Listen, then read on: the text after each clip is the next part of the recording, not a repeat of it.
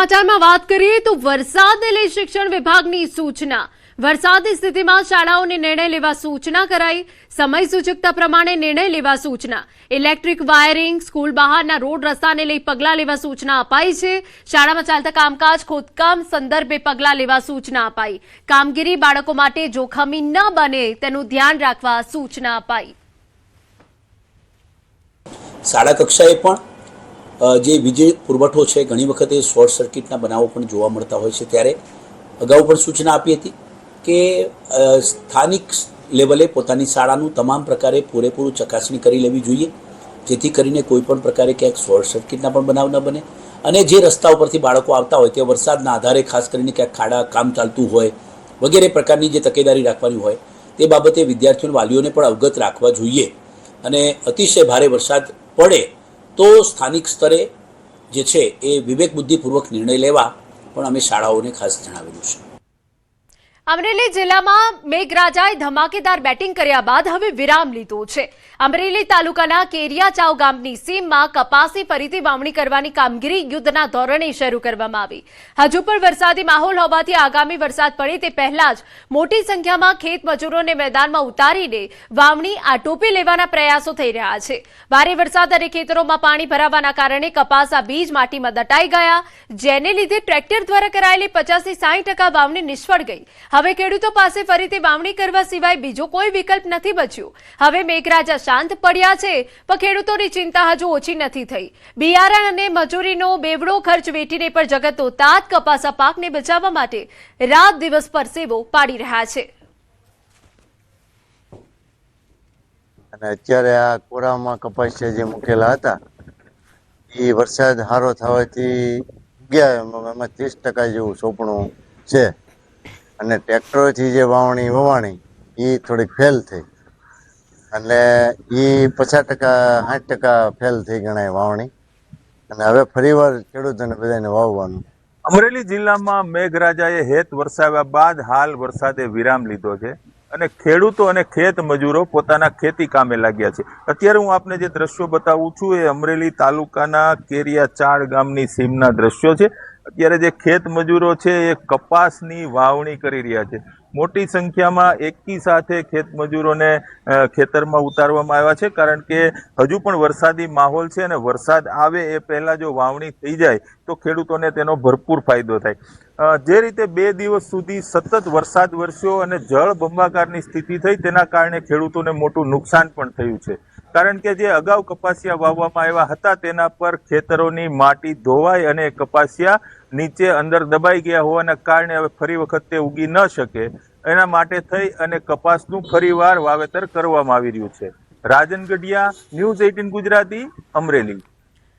ચોમાસું શરૂ થતાં જ રાજકોટમાં રોગચાળામાં નોંધપાત્ર વધારો થયો। સિવિલ હોસ્પિટલમાં દર્દીઓની ભારે ભીડ જોવા મળી। મનપાના આરોગ્ય કેન્દ્રોના આંકડા મુજબ છેલ્લા સપ્તાહની સરખામણીએ આ સપ્તાહે 403 થી વધુ કેસ નોંધાયા। શરદી ઉધરસના 719 કેસ નોંધાયા, સામાન્ય તાવના 764 કેસ નોંધાયા, જ્યારે ઝાડા ઉલટીના 258 કેસ નોંધાયા। કુલ કેસની સંખ્યા 1338 થી વધીને 1741 પર પહોંચી, જેને પગલે આરોગ્ય તંત્ર પણ એલર્ટ મોડમાં આવ્યું। શરદી ઉધરસના 719 કેસ, આ ઉપરાંત સામાન્ય તાવના 764 કેસ અને ઝાડા ઉલટીના 258 કેસ નોંધાયેલા છે। મચ્છરોના પોરા ઉત્પત્તિ સ્થાનો છે આઈડેન્ટિફાઈ કરીને તેના અંતર્ગત પોરાનાશક કામગીરી કરવામાં આવી છે। સાથે સાથે પાણીજન્ય રોગચાળામાં ખાસ કરીને પાણીની અંદર ક્લોરીનની માત્રા જળવાઈ રહે સુનિશ્ચિત કરવા માટે આપણે દર મહિનાને 6મી તારીખે સુપર ક્લોરિનેશન ડે જે છે એ અંતર્ગત વિવિધ પ્રકારના વિસ્તારોમાં જ્યારે પાણી નળમાંથી આવતો હોય ત્યારે ક્લોરીન ટેસ્ટ કરીએ છીએ। સમાચાર સુરતમાંથી બારડોલીમાં પૂરની સ્થિતિ। મીંઢોળા નદીના પાણી નજીકના વિસ્તારમાં ફરી વળ્યા છે। આપને તસવીરો બતાવી રહ્યા છે। મીંઢોળા નદી ગાંડીતુર બનતા બારડોલીના નીચાણવાળા વિસ્તારો જળમગ્ન થયા। તલાવડી વિસ્તારના 50 થી વધુ ઘરોમાં પાણી ભરાયા। તમામને સલામત સ્થળે ખસેડી લેવા તંત્ર કામે લાગ્યું। ભારે વરસાદે લઈ ઉકાઈ ડેમ બાદ ડોસવાડા ડેમમાં પણ પાણીની આવક વધી છે।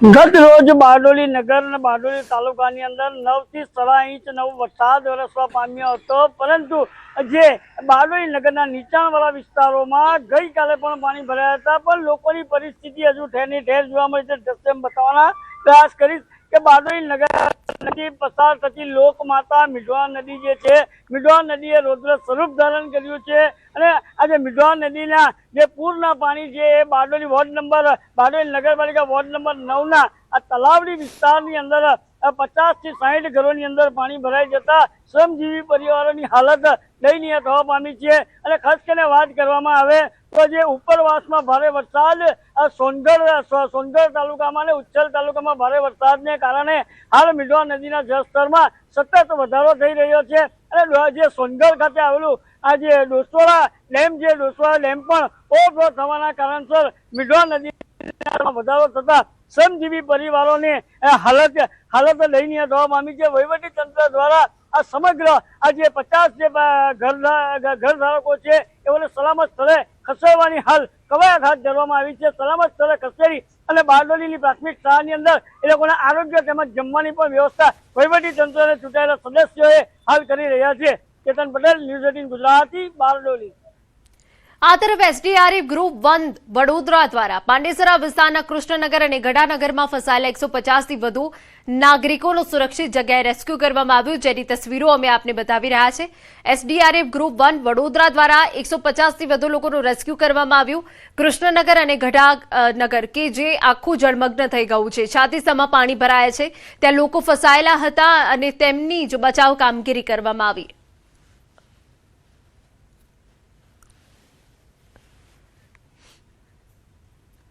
સમાચારમાં આગળ વધીએ તો પીએસઆઈ વિભાગે બઢતીને લઈને મોટા સમાચાર। લાંબા સમયથી અટકાયેલી પોલીસ ભરતી પ્રક્રિયા મામલે મોટા સમાચાર।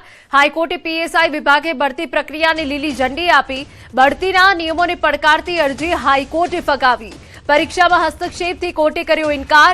અટવાયેલી ભરતી પ્રક્રિયાનો માર્ગ મોકળો। રાજ્યભરના અંદાજે 1800 પોલીસ કર્મચારીઓને રાહત। પીએસઆઈની ખાલી જગ્યાઓ હવે વિભાગીય ભરતીથી ભરવામાં આવશે। સરકારની પારદર્શક અને નિયમબદ્ધ ભરતી પ્રક્રિયાને હાઈકોર્ટનું સમર્થન।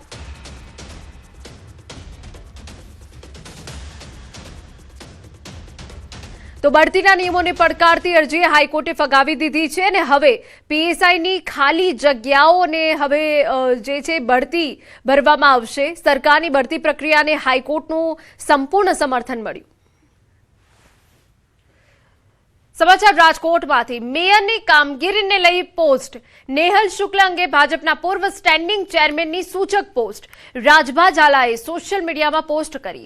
પોસ્ટમાં રાજકોટના મેયર નેહલ શુક્લ સિંહની સવારી કરી લીધી હોવાની પોસ્ટ।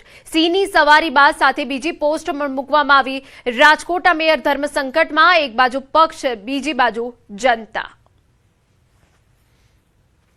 તો એ જે પોસ્ટ કરવામાં આવી છે એ પણ અમે આપને બતાવી રહ્યા છે કે જ્યાં હવે મેયરની કામગીરીને લઈને આ પોસ્ટ કરવામાં આવી છે। મેયર નેહલ શુક્લ સિંહની સવારી કરી લીધી હોવાની પોસ્ટ। સિંહની સવારી બાદ સાથે બીજી પોસ્ટ પણ મૂકવામાં આવી।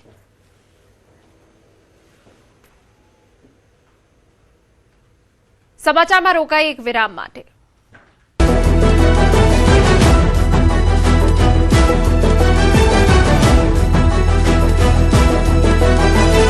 સુરતમાં આબ ફાટ્યું, ચારે તરફ જળબંબાકારની સ્થિતિ।